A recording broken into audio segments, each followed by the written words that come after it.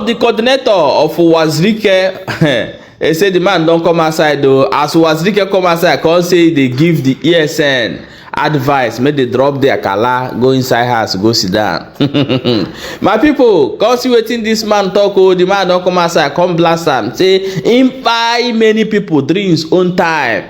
If me when they talk this now, I remember those days where we say more than 14 bus go comot. Out of that 14 bus, Nigeria, Mami and the Nigerian force go buy more than 3 or 4 bus. I tell you, this thing happened during the Uwazuruike. Go and verify. During Uwazuruike, now all those things happen. And today, Uwazuruike is now a repentant. I don't know what I go call him, but however, may we go listen to what Uwazuruike talk before we go hear what informal coordinator talk for this video. So stay tuned, watch the video to the last so that you go understand everything where they happen. The by in the one, we follow up to the last video. Mana video and one name or the can meeting. Na no my name meeting bo meeting more. Na members of the Eastern Security Network and Biafra Liberation Army ga-enwe. Enwere m agenda for meeting a nọ n'ihu m ebe a.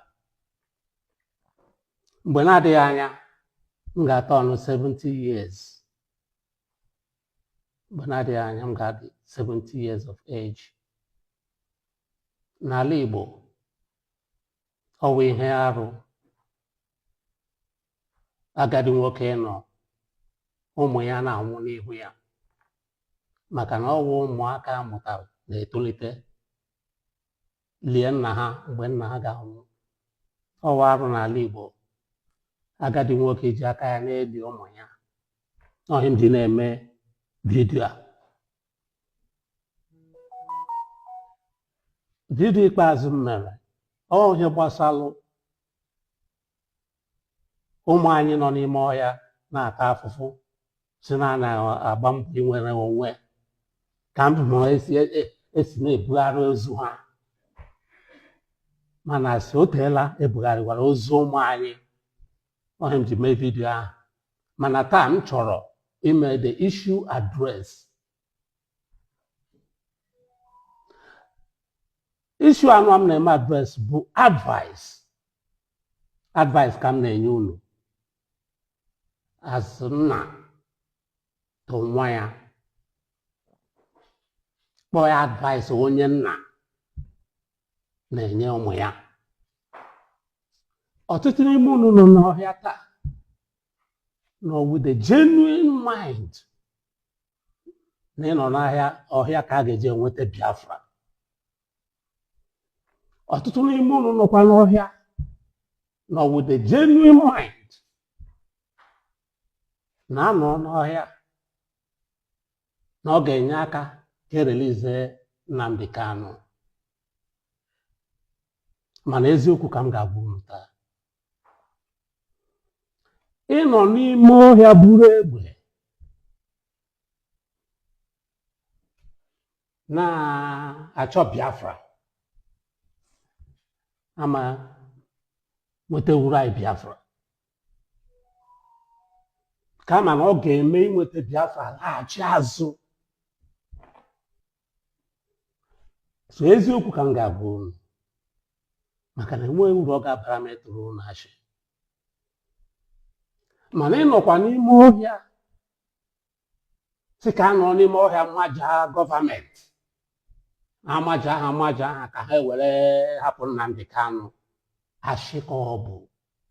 Enweghị ha ga-emegide ga-emajawo federal gọọmenti ha hapụ Nnamdi Kanu based on ịmajaga ha.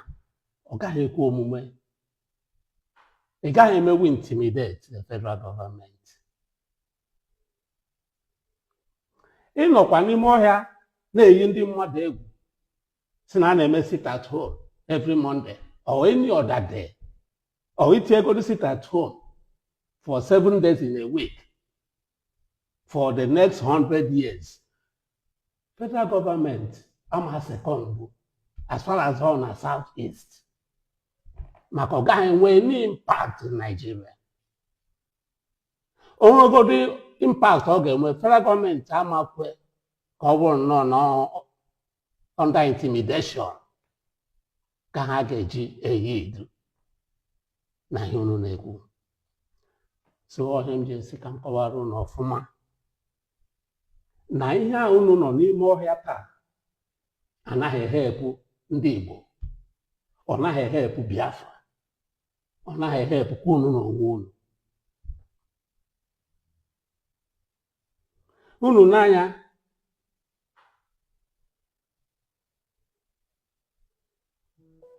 chi na-enwe ihe a na-echenji, ihe na-agbanwe.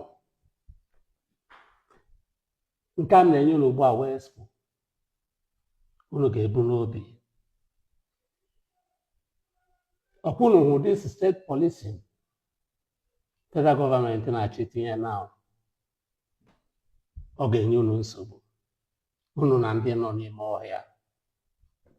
Ọ ga-enye unu ezigbota nsogbu na South East, maka na South East enweghị that large land mass. Ị ga-eji South East a compare North. Sọsọ Kogi steeti ka South East ugboro abụọ na land mass. Sọsọ Sambisa Forest ka South East ugboro abụọ na land mass. So the moment I pass through this legislation now, ọ bịa into operation, unu nọ na nsogbu. Ebe a ka m ga-ekwudebe ya, mana oru mgbe ahụ unu lotekwe na ngwara ya unu. Oru mgbe ahụ lotekwe na ngwara ya unu.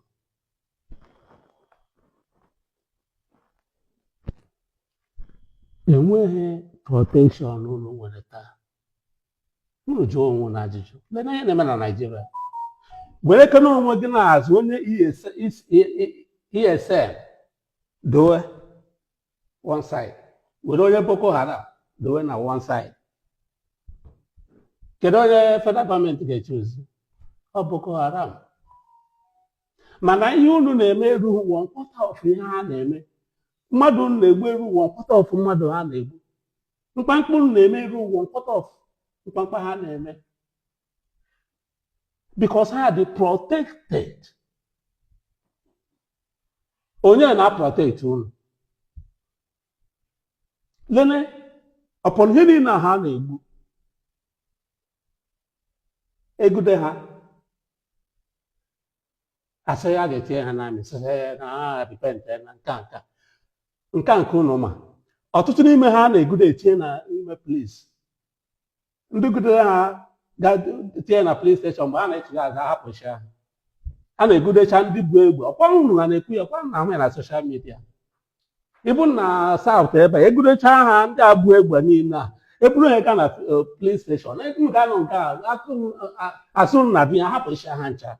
Because ha nwere protection from the federal government. Ọwashi ka m na-atụ. Ele onye na-enye unu protection nke unu? Ndị agha na-asị unu gaa n'ime ọhịa gaa nọrọ, ha na-enyekwa unu protection. Ha na-enyekwa unu protection. And what are the capacity to protect you? And what are the capacity? Kedu ebe ha nọ? Otu m nọ kịta, ọ bụrụ na m fụ na Biafra na ya ga-eji enweta ya bụ ịga n'ime ọhịa gaa nọrọ, mụ ha ga-ebu ụzọ aga n'ime ọhịa ha gaa nọrọ. M ga-akpọkwa ụmụ m ebe ọ na ha na-asị bịa ka anyị nọ n'ime ọhịa ka anyị nweta Biafra. Ọkwa mụ bido Biafra na 1999 na Lagos, oru 6 months ma lata East. Since ahụ m latara East, echinubo m na East a pụọ ga ebe ọzọ. Jụọ na onwe na ajụjụ. O wee nwere m the capacity ịga na Europe or America gaa biri ebe ahụ, ma ọ gaa na India gaa nọrọ, hapụ unu. Ọkwa ebe a ka m nọ, mụ na unu na-ata dịse m ahụhụ. Mana ebe ndị unu fụrụ unu fil fụrụ unu n'anya, ndị nọ ofesi, ha na ụmụ ha na ụmụ nwaanyị ha nọ na-eme enjoy si ebe unu ngwa unu gaa n'ime ọhịa gaa biri ọ ndị unu belivere mgbe a na-asị unu gaa n'ime ọhịa gaa biri buru blanket buru pilo gaa n'ime ọhịa gaa ọkpọpụtakwara m tie mkpu ya tinye ya na-eme ọ ga-egbukwa unu na mmadụ ga-anwụkwa n'ime ya ọkwa ya na-eme taa so ihe m ji na-agwa unu ihe abụ m na-agwa ya unu from the point of view of love of ihe nna na-agwa nwa ya mma anọkọtawu ihe ga-egbu unu ma sọpọtụ ya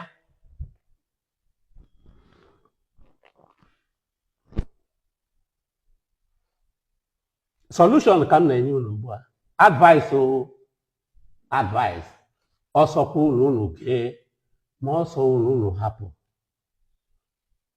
advice ka m na-enye unu ihe m kwuru dị unu mma unu egere ma ihe m kwuru ga-adị unu mma unu hapụ advice izizi m ga-enye unu bụ wepụ n'aka na ihe gbasara sit at home on Mondays pụta make a video on it from today na sit at home na South East na cancel ala ya onye ọbụla gawa ọrụ ya onye ọbụla ga-eme ihe ọ na-eme ọ pụtara na a na-ekwukwu okwu Biafra once like otu a na-eme 30th of May enwe sit at home it's okay, it's within the context of the struggle mana ịbịa na say every Monday sit at home ọ gaghị enyere anyị aka ọ gaghị enyere Nnamdi Kanu ịpụta aka ọ gaghị enyere Biafra aka ọ ga-enyere ndị Igbo aka enwe onye ọ ga-enyere aka kama na ha ọ ga-ebute iwu ekworo n'ọnwụ bịaru anyị nwa bịaru onye ọbụla backwardness ebe ndị Igbo nọ ọ dị mma ụka ụlọ unu ha ụlọ commanders unu enwe meeting play this video m na-eme taa jụọ onwe unu ajụjụ ihe anyị na-eme ugbo elebe ọ ga-eduru anyị cheke ma ihe niile m na-ekwu ọwachi enwere ike ndị niile adịghị n'ụlọ si unu mewe ya enweghị idea of onye ndị m na-agwa unu enweghị idea ndị na-adịghị n'ụlọ ugbu a ha ncha nọsi ebe ọzọ ha nwere ike ịbịa hịa n'onye n'ụlọ n'ime ọhịa for 1 week they can't ọwụnụ nwa ndị na-anwụ anwụ elee ego ọbụla a na-ebunye unu gaa aka ndụ unu ma pounds ma dollars a na-ebutere unu ọka ndụ unu ha nwere ike ibinye ụmụ ha ka ha bịa nọrọ n'ime ọhịa with you people they can't so ihe mma mmewu ebe ụmụ m nọ mma kwe ka ime ebe unu nọ anọ maka mmadụ mụrụ unu so ihe ndị na-agwa unu ihe ndị m na-agwa unu drop all the issue of sit at home you lie low ọkwọdụ ka nke unu mere last time no more Monday sit at home ọrụ 1 week ọrụ 3 days unu apụta ha start on Monday sit at home kpasara ya iwe emere nke a no drop the idea of Monday sit at home lie low solutions will come out enweghị ga-eme unu echekwana n'ime drop sit at home abịa nwụjụ unu mee nke ọ gaghị ekwe omume drop sit at home lie low lie ya low the solutions will come out ị ga-anọkwa ihe ọnụ na-ekwu mmadụ ga-apụtakwa na-ekwu ya si gịnị ka ndị a mere gịnị ka a na-achụgharị ha ndị Boko Haram a na-ahapụkwanụ gịnị ka ha mere ọwụ ha maka mma ọnụ ga-ekwu ya before you know it niile na atrocities asị unu na-akwamit ka echefuo ya unu ebidokwa live ya normal life in the society lamagwa unu enweghị ihe ga-eme aghara inweta Biafra mana ọnwụ ha through violence ọnwụghị ga n'ime ọhịa agabiri with or without efforts ihe ahụ unu mege ịnụ n'ime ọhịa a ga-enweta Biafra Man, through non-violence. I can wait Biafra without you dying.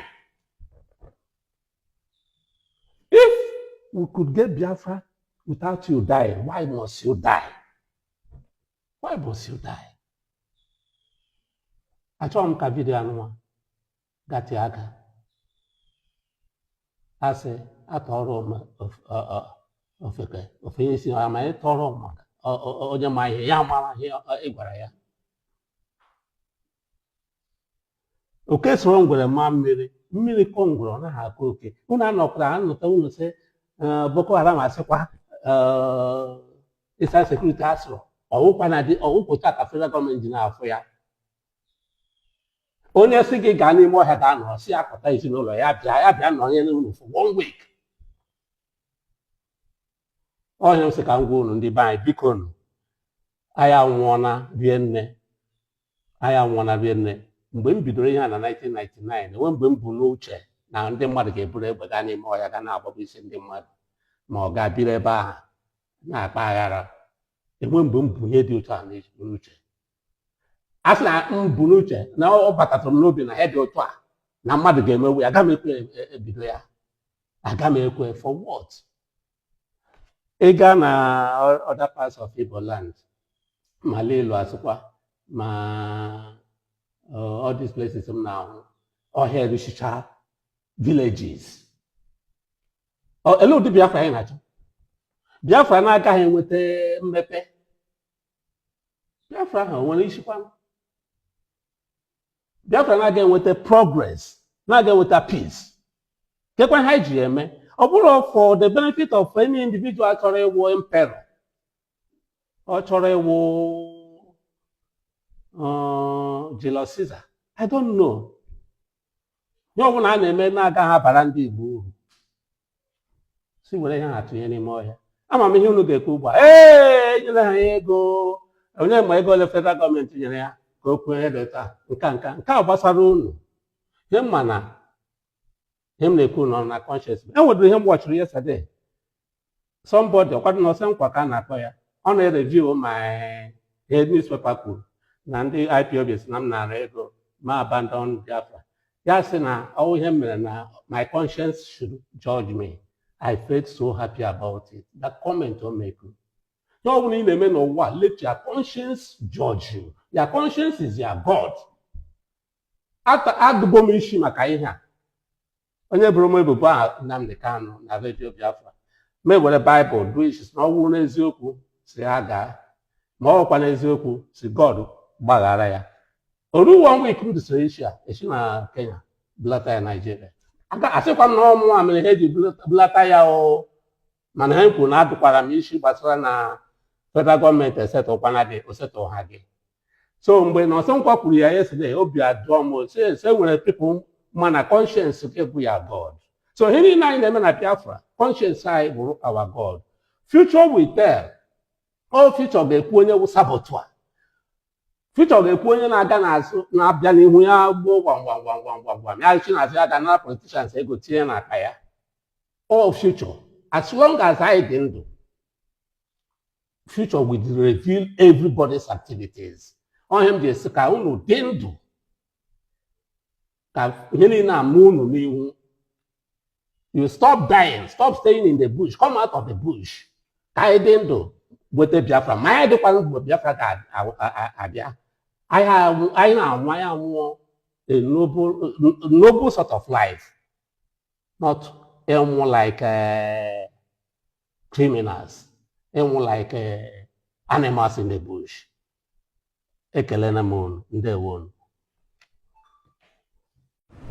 Look at Uwazuruike, who sold Biafra in the year 2007 when his mother died, when he applied to go and bury his mother, and he was allowed to go under the condition that he will not fight for Biafra again, and that he will only be doing shadow fighting for the destruction of Biafra, but he cannot do. That's why he cannot see police and even arrest him if he doing all those things in his house at New Owerri capital at Uwazuruike Avenue, where he built Ojuku's library, as he may said. I was the coordinator who coordinated the protests and everything in Biafra land in the year 2000. I was the coordinator. I coordinated all that happened in Imo State in that year. I am the one speaking here. Before Uwazuruike came back from Lagos to come and declare Biafra in Aba, I was the one. In the year 2000, in April 2001, I was arrested by the SSS. We are 11 men. We were arrested. We were kept in the cell. We were there for 14 days. When the SSS went to Doma and gave him letter that men have been arrested, and I was the only one who was caught with the ID card. They said that this man is the leader because they see me as somebody who spoke very well. I know what I passed through in the hands of SSS for that particular 15 days. After that 15 days, they took us to over a prisons, where Obasanjo said that they should bring us to Abuja. It is by his grace that we are released in the night. We are asked to go. Now Uwazuruike has the guts to come and talk that Nnamdi Kanu is recruiting Igbos for what? Look at that man, has no shame. Go and see the house this man built in Uwazuruike Avenue in New Owerri capital. Go and see the house. How can a freedom fighter build that kind of house? Uwazuruike was a poor man. He was a secretary in Lagos. He has nothing. So I wonder where he got that money to come and build that kind of house, in the Owerri capital. Look at this man. When the person who signed his bail condition was late Senator Uchechukwu Merize, who signed his bail condition, who regretted and asked him, he is ashamed of himself because of the condition he signed before he was released, that he will not fight for Biafra again. If that man is alive today, I will ask you to go and ask him. All the men that was arrested with Uwazuruike, he abandoned them in the prison. All the ones that he abandoned in the Federal Medical Center in Uwazuruike abandoned them in the mortuary till today. Nobody knows how those men were buried. Uwazuruike abandoned them in the mortuary. Is it the one that were killed in Omololo in 2003 by Udenwa administration? Those men were killed when we were going to Omololo. They were killed in Okigwe. How many will I talk? Is it the one that were killed in Omasop headquarters? Uwazuruike grabbed the lands of Okwe people. He's a land grabber in Okwe. He's known as a land grabber in Okwe. He grabbed all the land in Okwe in the name of building Masop house in Okwe. Go to Okwe and see. I am was there. I have been there. All my men at that time, I trained all of them. Some of them lose their life. Some still remain. So what will he come and talk about Nnamdi Kanu? Can he do what Nnamdi Kanu do? Nnamdi Kanu has promised heaven and earth for him. He still stands still that what is one is Biafra.